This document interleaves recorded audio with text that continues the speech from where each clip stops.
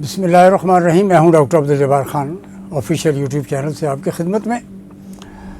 شارع فیصل کراچی بہت ہی برا سین تھا جب آپ کے غیر ملکی مہمانوں یعنی چائنا کے ساتھ, جس کے ساتھ ہیوج انویسٹمنٹ ہے پاکستان کے اندر, سرمایہ کاری ہے اور مسلسل وہ ٹارگٹ کا شکار ہیں.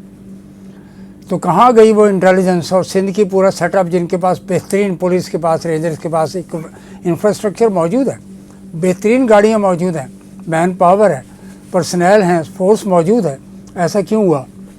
یہی وہ سوالات ہیں جو کہ عوام ایک دوسرے سے پوچھ رہے ہیں, حکام سے پوچھ رہے ہیں, اور حکومت کی طرف سے ایک اسٹیریوٹائپ یعنی جو عام سا بیان ہوتا ہے نا, یوزول, وہ دے دیا گیا ہے کہ جی ہم دشمن کو یعنی خاک میں ملا دیں گے, ان کے عزائم کو, اور پکڑ لیں گے اور کارروائی کریں گے. پیچھے سبات میں ہوا, اس سے پہلے بھی چائنا کے جو انجینئرز ہیں جو پاکستان کے مختلف منصوبوں پر کام کر رہے ہیں. پاکستان کی فلاح و بہبود, معاشی ترقی کے اندر چین کا ایک بہت بھاری بڑا کردار ہے, اور اب پھر پاکستان کو چائنا کی طرف جانا پڑ رہا ہے. وہ ہے 22 اکتوبر, جب کازان میں, تاتارستان رشیا میں ایک اہم ترین اجلاس ہو رہا ہے, جس پر امریکہ, الائڈ فورسز, یورپ کی سب کی نظریں ہیں, اور وہ یہ دیکھ رہے ہیں کہ یہ جو میٹنگ ہونے جا رہی ہے اس کا اینڈ کیا ہوگا. یہ وہ سوالات ہیں ناظرین جو ہمارے لیے اہم بھی ہیں اور آپ کے لیے بھی اہم ہیں, اور ساری دنیا کے لیے اہم ہے. پاکستان کو برکس کا ممبر بنایا جا رہا ہے یا نہیں بنایا جا رہا؟ اگر بھارت نے ویٹو کر دیا تو ظاہر ممبر نہیں بن سکے گا. یقیناً بھارت کے ساتھ رشیا اور چائنا رابطے میں ہیں, اور ایران اور رشیا تو پہلے ہی انرجی کے جائنٹس ہیں, بڑے عظیم قوتیں ہیں, وسائل ہیں ان کے پاس. پورے یورپ کو گیس سپلائی ہوتی ہے رشیا سے, اور پاکستان کو بھی اس نے آفر کیا تھا آج سے 2 سال پہلے, 3 سال پہلے, جب یہ پیچھے پی ٹی آئی کی حکومت تھی, اور ان کو ماننا پڑا. مسلم لیگ والوں نے پہلا بڑا مذاق اڑایا تھا اس کا, عمران خان کی آفر کا, کہ وہ پیوٹن سے مل کر آئے تھے. اور اب جو ہے یہ مصدق اور دیگر جو حکام گئے تھے رشیا, انہوں نے کہا ہاں جی رشیا کی طرف سے ہمیں آفر آئی ہے انرجی میں تعاون کے لیے. تو جناب, نیچرل ریسورسز ہی کسی بھی معیشت اور عوام کی خوشحالی کا ذریعہ بنتے ہیں. سعودی عربیہ, عرب ممالک, جہاں پہ تیل نہیں تھا, غربت تھی, تیل جیسے نکل آیا وہاں پہ پیٹرو ڈالر, بلیک گولڈ جس کو کہا جائے, بلیک لیکوڈ گولڈ, وہاں پہ آج کیا ہے, خوشحالی ہے وہاں پر. پاکستان میں بھی یہی صورت حال ہے. OGDCL اور ماڑی انڈس بالخصوص, پہلے PPL نے بہت کام کیا پاکستان میں, پاکستان پیٹرولیم لمیٹڈ, جنہوں نے سوئی میں سے گیس ڈسکور کی تھی. تو یہ وہ معاملات ہیں جو پاکستان کے معاشی مستقبل, اور میں سمجھتا ہوں کہ سیاسی بھی, سوشیو پولیٹیکل اکنامک حالات جو ہیں وہ اس وقت نئے بلاک سے پاکستان کو بہت زیادہ امیدیں وابستہ ہوتی جا رہی ہیں. اور حکام نے کیا کیا ابھی تک؟ انہوں نے تو گوادر کے اندر جو ہے اپنے ٹرمز اینڈ کنڈیشن, ڈیفینیشن تک نہیں ہے پاکستان کے پاس, کہ free port, export processing zone, export zone, free جیسے جبل علی ہے وغیرہ وغیرہ. انہوں نے تو ابھی تک کچھ کام نہیں کیا. بیوروکریسی کو جناب تھوڑا سا آپ تکڑا کریں, ان سے کہو کہ جناب ریسرچ کیا کرے, اور وہ لوگوں کے مسائل حل کرنے, یعنی مسائل جیسے ہی پیدا ہوتے ہیں اس کے اوپر ریسرچ سیل بیٹھ کر کام کر سکتا ہے. پلاننگ ڈویژن جو ہے, پلاننگ منسٹری, جس کے بڑے ہی وائبرنٹ جناب علی چودھری احسن اقبال صاحب موجود ہیں, جو مجھے نہیں سمجھ میں آتی کہ کیا کنٹریبیوشن ہے, خواہ وہ اسد عمر ہو یا احسن اقبال ہو. پلاننگ ڈویژن جہاں کسی زمانے میں بہت زبردست کام کر چکا ہے, پاکستان کی خدمت کر چکا ہے 50s اور 60s میں, 60s اور 70s میں ایون. تو یہ وہ سوالات ہیں جس سے کانفیڈنس شیٹر ہو جاتا ہے جب بھی کبھی دہشت گردی کا واقعہ ہوتا ہے. چین کے انجینئرز کے ساتھ اتنا زبردست بلاسٹ کہ 70 سے 80 کلو گرام IED استعمال کیا گیا, یعنی جو آتش گیر مادہ ہے وہ استعمال کیا گیا, اور کئی گاڑیاں جو ہے متاثر ہوئیں, اور 17-18 لوگ زخمی ہوئے, اور 2 غیر ملکی ہمارے بھائی جو ہیں چینی انجینئرز, چینی ٹیکنیکل سٹاف کے لوگ, وہ شہید ہو گئے, انتقال کر گئے. شہید کا لفظ میں نے استعمال رسماً طور پہ کیا, اینی وے دے ڈائٹ.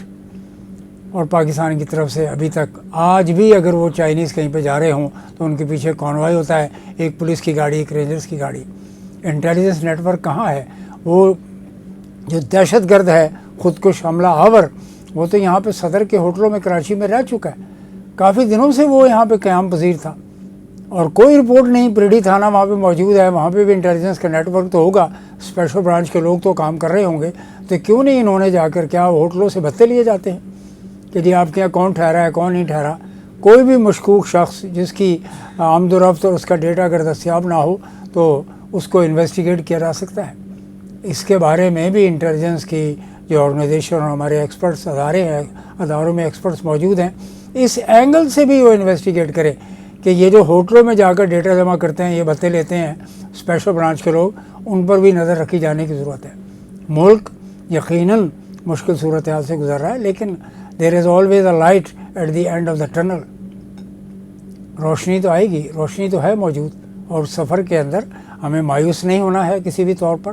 ہماری افواج، مسلح افواج، بہادر مسلح افواج، پیراملٹری فورسز، پولیس، بلوچستان ہو، کے پی ہو، اس میں کام کر رہے ہیں، اور ابھی کراچی کو اندر بھی بے شمار ہمارے چائنیز لوگ جو ہیں، عوام وہاں کے باشندے پاکستان میں مختلف پروجیکٹس پر کام کر رہے ہیں۔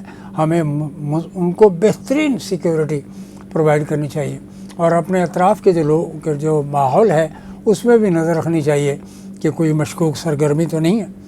یہ کام صرف انٹیلیجنس اداروں کا ہی نہیں ہے، یہ پولیس اور دیگر اداروں کا ہی نہیں ہے، فوج کا ہی نہیں ہے، یہ عوام کی بھی ذمہ داری اتنی ہے کہ وہ دیکھیں کہ ملک ایک حساس صورتحال سے گزر رہا ہے، اور اس صورتحال میں ان حالات میں ہماری اور آپ کی ذمہ داری بہت بہت زیادہ ہے۔ ہمیں کسی حکومت پر تنقید اپنی جگہ، اداروں پر تنقید اپنی جگہ ہے، لیکن حق سچ بات تو یہ ہے کہ ہمیں اپنا بھی ایک کردار ادا کرنا ہے، اور عوام کی مدد کے بغیر کوئی حکومت نہیں چلتی، کوئی ادارے نہیں چلتے۔ انہیں ایک رول پلے کرنا ہے کہ کس قسم کی ایکٹیویٹیز آپ کے اطراف میں ہو رہی ہے، ہوٹلز میں، ہوٹل کے باہر، محلوں میں، یہ سب کچھ دیکھنے کی ضرورت ہے۔ اور امید کرتے ہیں کہ آنے والے دور میں یہ جو ڈی ڈالرائزیشن کا جو معاملہ آیا ہے، اس میں آذربائیجان نے بھی درخواست دے دی ہوئی ہے، ملیشیا نے بھی درخواست دے دی ہوئی ہے، پاکستان کی بھی درخواست وہاں پر پینڈنگ ہے۔ یقیناً یہ مہینہ SCO آ رہی ہے اگلے ہفتے اسلام آباد میں، اور اس کے بعد برکس کا جو اجلاس ہے وہاں پہ بھارت کے وزیر اعظم اور رشین پریزیڈنٹ اور یہ جو چائنا کے پریزیڈنٹ ہیں، آذربائیجان کے نمائندے ہوں گے، ایران یعنی جائنٹ ہے اس وقت، اسی نے تو اسرائیل کو چیلنج کیا۔ عالم اسلام میں سب سے بڑا چیلنج کرنے والا ملک جو ہے وہ وہی ہے۔ شنید یہ ہے کہ انہوں نے شاید نیوکلیئر ایکسپلوژن وغیرہ بھی کر دی ہیں، ایٹمی دھماکے کیے ہیں، اور اس کی ریکارڈنگ سیزمک میپ پر ہوئی ہے، میٹر پر ہوئی ہے۔ اینی وے، تو یہ تو گلوبل پالیٹکس ہے، میں گلوبل اکنامکس کی طرف جا رہا ہوں۔